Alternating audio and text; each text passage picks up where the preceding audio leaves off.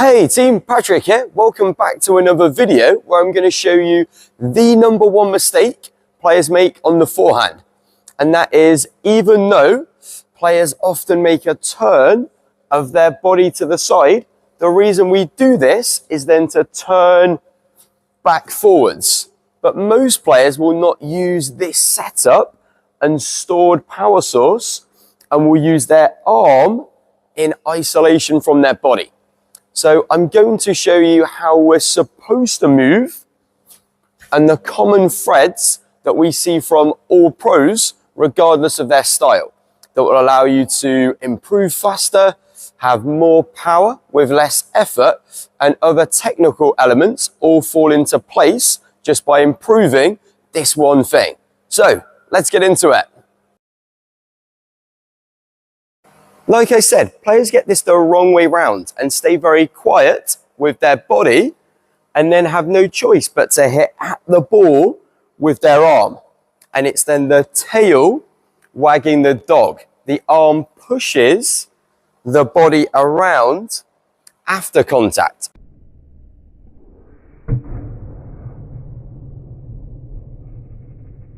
And when we use the small parts of our body to hit the ball, it's a lot weaker and there's a lot of tension, which you can see when players maintain a bent arm through contact, not allowing the racket to smoothly and efficiently extend and release.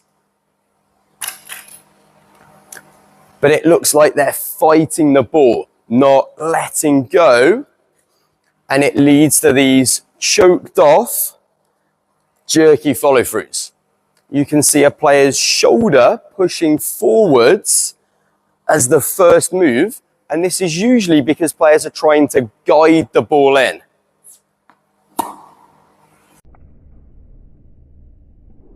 So it should be our body that starts the sequence and our arm comes through after. The racket is pulled into the contact through the rotation of our body, and this allows us to stay very loose and relaxed from our shoulder down. We get this racket lag, which is a byproduct of leading with the body and pulling on the racket.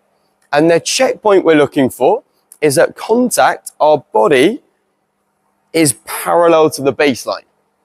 This shows we must have made a big move forwards with our body before the ball got there, and we cleared our left side out of the way. This puts us in a very strong position with our body as a backstop, and now my arm can stabilize the racket face and provide support. The follow through is a letting go of all of this energy. It's causing a ripple effect of the correct use of the kinetic chain.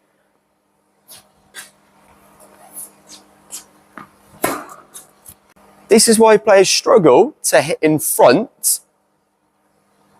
There are two ways to get jammed: horizontally and vertically. And though players may be too close laterally, it's also because they're late with the timing of the turn of their body, and that's why it looks like they've got no space. Their body is in the way. The contact should be in the middle of our body's rotation.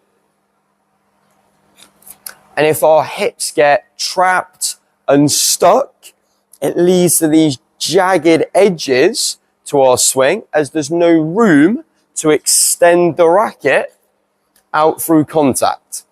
We shouldn't have to maneuver the racket and curl over the ball at contact.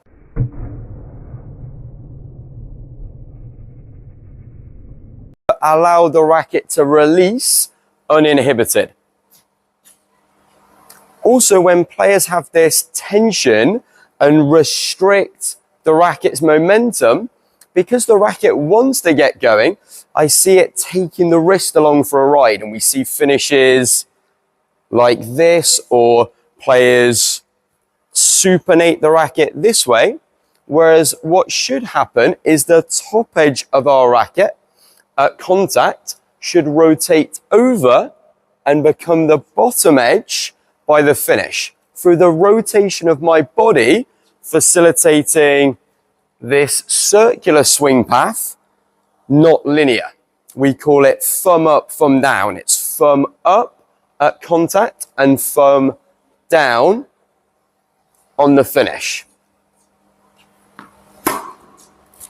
Right team, I hope this makes sense. It will certainly be a lot less work and less tiring on your arm. This is why the pros can still hit as hard at the end of a long match, and also overusing your arm can lead to injuries, particularly tennis elbow, which is definitely something we want to avoid.